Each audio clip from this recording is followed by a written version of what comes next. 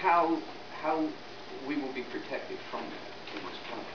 Because I also hear in the plan the questions of incentives, public-private partnerships, those kinds of things. When you say, you know, we're not going to tell this county or this municipality what to do or how they can handle things, you don't have to tell them directly. All you have to do is not incentivize them for going along with the plan. Right? And in here you talk about that, about incentivizing those people who are going to go along with what's happening. Since the money is, is limited, then it has to come from someplace to support those areas that you favor, high targeted growth areas, let's say. And frankly, a lot of that seems to be gearing itself toward the urban community. Do you have a question? Yeah. So the end of this is going to be, can you explain a little bit how we get protected from that? Number one, from the cylinders. Number two, from having suburbs and rural counties starve because the money is then going toward urban communities, which are considered, in this plan at least what I read, as the better growth areas because they're efficient, they're walkable communities, et cetera, et cetera, et cetera. You know, let me just point something out. This plan is completely voluntary. It's non-coercive. Participation in anything that this plan proposes is voluntary. That's first off. Second, the investment is not limited just to the urban areas because there are plenty of priority growth areas that would be considered suburban. Certainly farmland is a growth area that we would consider, not they're rural areas. So each particular area, and New Jersey is as diverse as it comes. You have urban areas like we're in now and rural areas like we were in last week. And we want to try and be as equitable to all of those regions as possible. And each one, we've met with the Farmers Bureau, we've met with folks in rural areas, we've met with suburban mayors, we've met with urban folks. So we got a good sense of what they want to see. They ultimately want to have the decision on how they develop. There are some towns that don't want to develop at all. We heard from one mayor who's the mayor of a horse farming community. They want to be left alone. They don't want any development. So we would try and incentivize them in preserving or growing their horse industry. 2 towns over, there's another town that wants all of the development. So that town would want to develop and grow and build to suit their needs. That's the kind of projects that we would incentivize. So when you say it's weighted towards the urban area, that's not really true. Okay, just from reading it, that's what I see a lot. I know. And, you know, it's easy to misinterpret some of these things because it is it's broad. It's not easy to interpret. I mean, for a citizen, for an average citizen. Yeah, and that's why this meeting is so valuable, and that's why we hope, you know, get a lot of these questions. Can we just add one thing? Maybe you can just one clarify question. one thing. Okay. Okay. A question, right? A suburban area. Yeah, I have to state the premise. Okay. A suburban area that may want to develop commercial ratables. Mm-hmm. Is that something that would be considered a priority growth area? The advance notice of rules that we put forth. I'm sorry. Sorry. The advance notice of rules that we put forth has a matrix, basically, a one-page matrix of the areas in this place. I can see that when you get it out today. So it's unclear how you interpret that stuff. So there are definitely suburban areas that, if they want to go from residential to commercial, we wouldn't be, if they have the infrastructure in place or planned, and they have the capacity and desire to grow, we wouldn't be able to tell them, no, you can't. We don't want to, we don't have the ability to. No, they might not get any incentives for that, though, right? Yeah, we might not incentivize that. Well, that's what. So there's rural nodes, there's rural centers, there's suburbs, there are cities, urban centers that do qualify along the range as a plan. Okay, thank you. It's hard that grid that you have. It's just hard to know what all that is in that grid. Understood. So unless you're a planner or a developer. Understood. And if you have further questions, we'd be happy to chat with you. I'm sorry, George. I said you would be next. You have a question, right? Right. Okay. One question. How does the plan, statewide plan, integrate the Port Inland Distribution Network plan? It was done by the Office of, first by the Department of Commerce and then by the Office of Maritime Resources within NJDEP. I didn't see anywhere in the plan for the most efficient means of moving goods out of our superport, Port Newark, down to anywhere along the shore or up in Delaware. We would assume that level of detail, that niche functional element, would be identified under the agency strategic plans in DOT or DEP, depending on where it is. Did you say DEP or did you say DOT? Well, it was in both. First it was the Department of Commerce, then it went over to the Office of Maritime Resources, I believe is in NJDOT. The question is, since 80% of you have ports all over the place. Yeah. The port areas are certainly a core concern of the But state. how is it addressed? How is it coordinated? That's the same question. I think it would be coordinated mostly as a prime issue that our departments would have to resolve. So we have to identify, we will work with the port industries, the transportation and distribution, which are identified as a key industry grouping of the state. We would work with them to identify, in general, where are the places you hit snags working with state agencies, whether snags with one agency or snags with two or three agencies giving you different answers. And then we then translate that into action steps within those programs and get down to the base of the problem. Not from a conceptual standpoint that we want to support our ports, but right down to the actual program, the line of regulation. And as we talked about institutionalizing change, we want to make that change. That's how we see it happening. My name is Sal. Reading through some of the passages in the plan, I'm really concerned, like this gentleman was in the plan, about terms such as smart growth, transit hubs, walkable communities. I mean, these are all key words to us, and we're very aware what they could mean. For example, could you explain to me what a transit hub in your mind would be? Right. Because you're very much in favor of that, Yep. and pushing that as far as what it is. That's a key word also for the economic development and builders and environmentalists in the state. So it's a key word that means something, because what we heard from the communities that are pushing back, that are looking to build in the state, that are looking to live in the state, the industries that are looking to attract the next generation of workers, is these are the kind of places that they're reporting to their employers, potential employers, and places they want to be. So it's a key word for businesses too. So what does it mean? Well, so a transit hub is basically an area where we have fixed transit, whether that's passenger or whether that's bus rail, a fixed station. And both the term transit hub to many people mean a sustainable community around that hub. And I think that's part of your suggestions in your plan. Let me just read, and then I can. The desirability of transit hubs, which is part of your, I'm quoting you, right? A higher concentration of jobs, housing, retail institutions, and public open spaces could be present at each transit hub. So you're not just talking about a transit hub, you're talking about a whole community. Yeah, if a community wants to design and zone and plan to accommodate that kind of future development opportunity, which the market seems to be asking for, then the state could play a role in working with its regulations and investment strategies to ensure that future outcome that's desired by the local government is put forth. Okay, you also got to say if zoning, investment strategies, and market support are in place. Yes. Now, what do you mean by zoning? Local zoning. So that's it. Local zoning, or do you have some influence on the zoning? Absolutely I know local. you said you did at the beginning. And if anybody wants to dispute that, I'd be willing to talk. But the State Planning Act does not give any zoning authority to the State Planning Commission. So we wrote that specifically in the plan to say if the local zoning's in place, if the market's in place, if the desire's in place, those are the places where we're going to invest. Okay, so what's the point? One at a time, please. Okay. So then you have no control over that. Right. So we're willing to work with local municipal government that's willing So to. you're going to try and influence local government to change the zoning? No. Not try and influence them.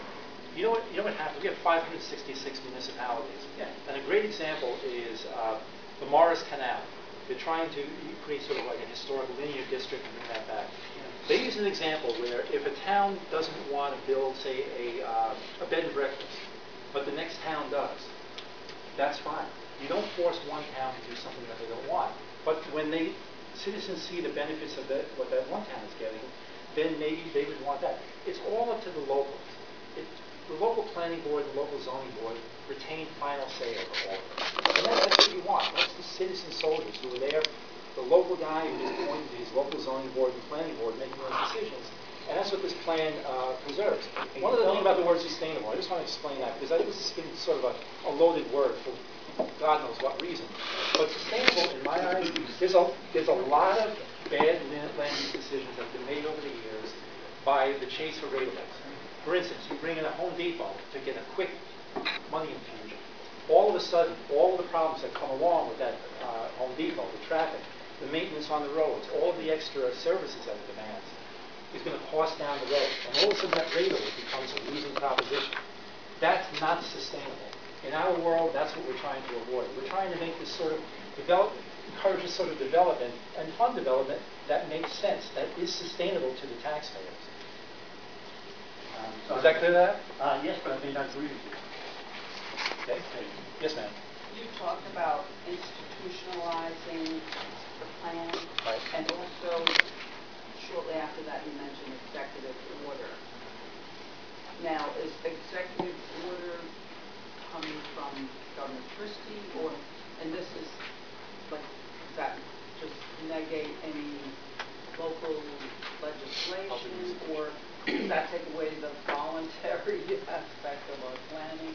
Institutionalizing this change simply means that this is a sort of plan that can transcend administrations.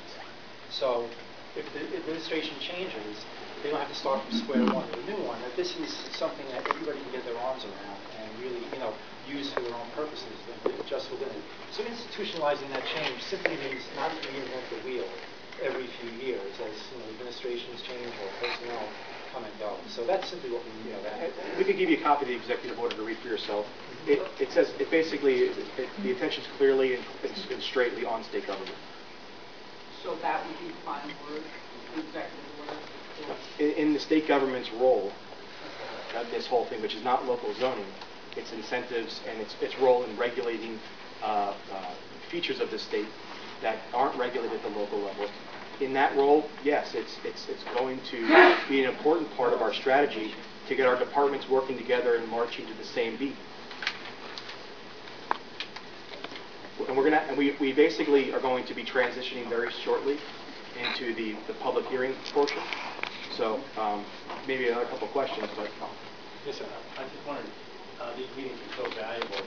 How come there's only 6 of them scheduled? Or, there's 21 counties in New Jersey. Couldn't you have one in each county? They're so valuable. It's such a great plan. Amen. Getting input. Yes, sir. Yeah, my name is Brian Jones. I just want to say I live in North Plainfield, and my community is sustainable. It doesn't seem to have a problem, and you want to create sustainable communities. That's one question. The other one really is, what is social justice, and how do you define it? we don't use the word so. Yeah, we don't want that. You don't use that, No. social justice. Are you familiar with Agenda 21, by the way? We're here to talk about the state's strategic I plan. just wondered if you're tied with that idea of green energy. Let me say emphatically, we are not tied in any way. I didn't even know what it was until about a month ago. I had to Google it and find out for myself. Okay. So I have no idea. We are not tied to it. I have nothing to do with it. So All right. that should be fine. Yes, ma'am. In Garden State Value number 6, it says, consider the equity of property owners during planning and implementation. Would you describe what advancing equity with property owners means? Would you define that? Equity is basically our way of saying that property value, right? Property value. Right. So we think that the rights of property owners should be considered at every phase of this, planning, zoning, and implementation, so that the property owners have an opportunity to engage with the governments that are regulating their land at every phase of the game.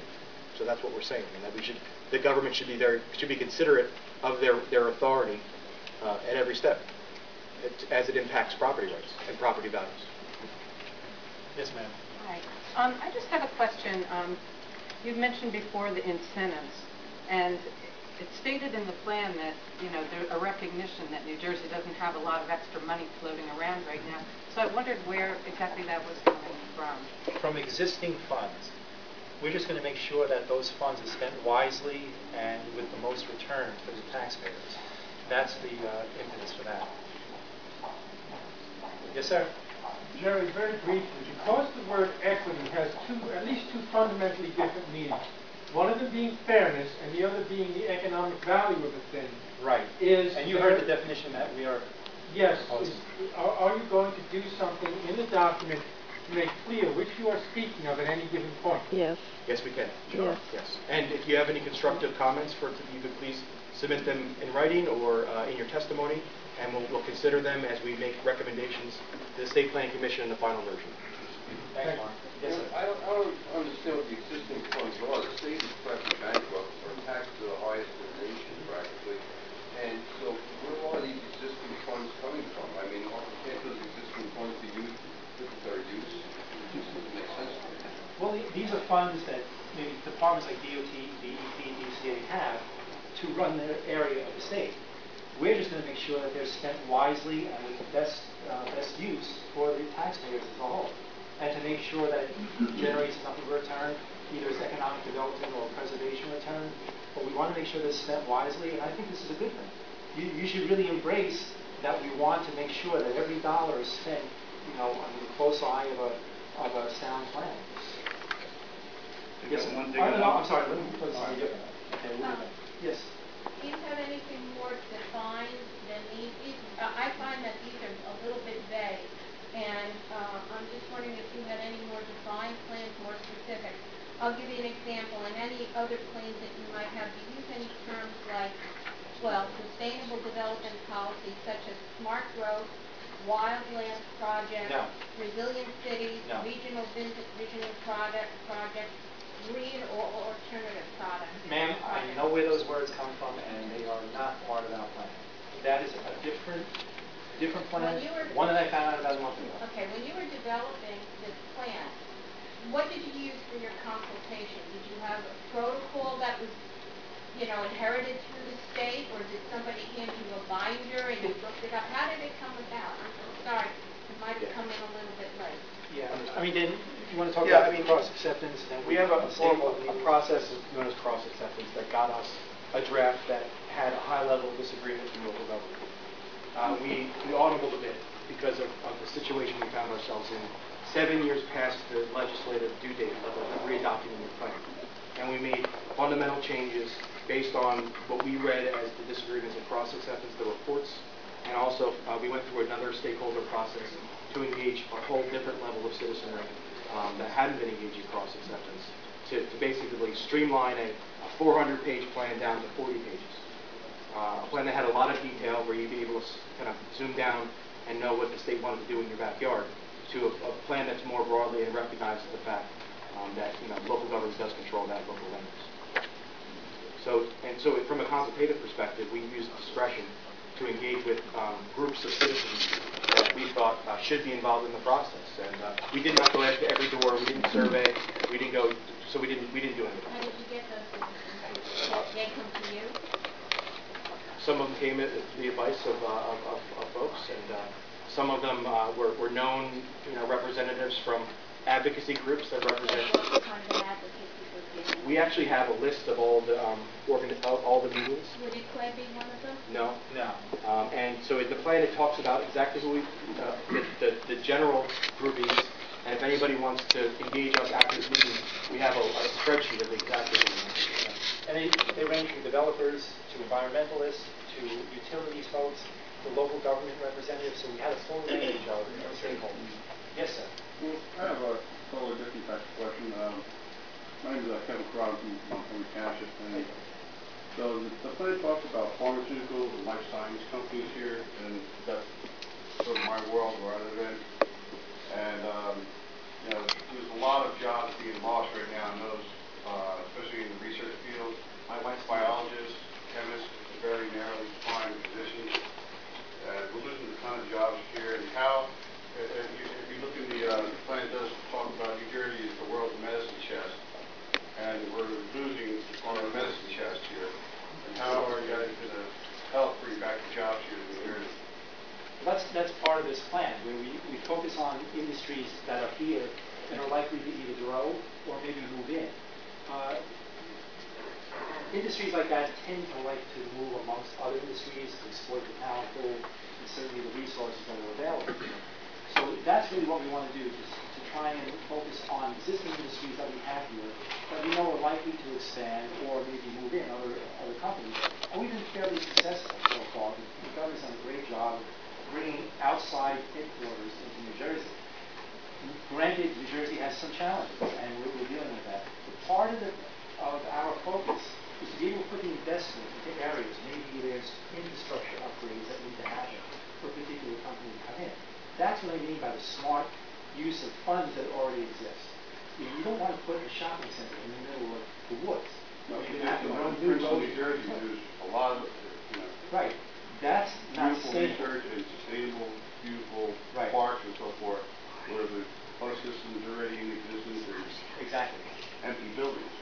Yeah, so the company's job back. Yeah, so it's nothing to say in this plan that we don't want to get those buildings occupied again. And that's part of the strategy. Let me go to somebody. I have to go to somebody. We'll take one more because we want to get to the public comment. Shelley, yes.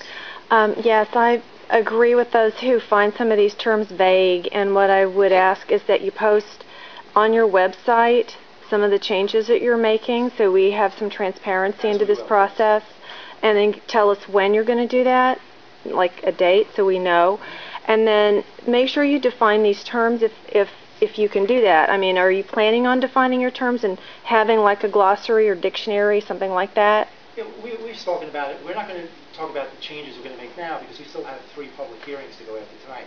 So it wouldn't be fair to say we're going to make these changes before we get all of the input. But we will be, considering those changes, and we'll make the ones that we hear, make the most sense and seem to resonate with folks. So that's the way we're going to do it. We're going to review everything. Shelley, everything is on the table for us.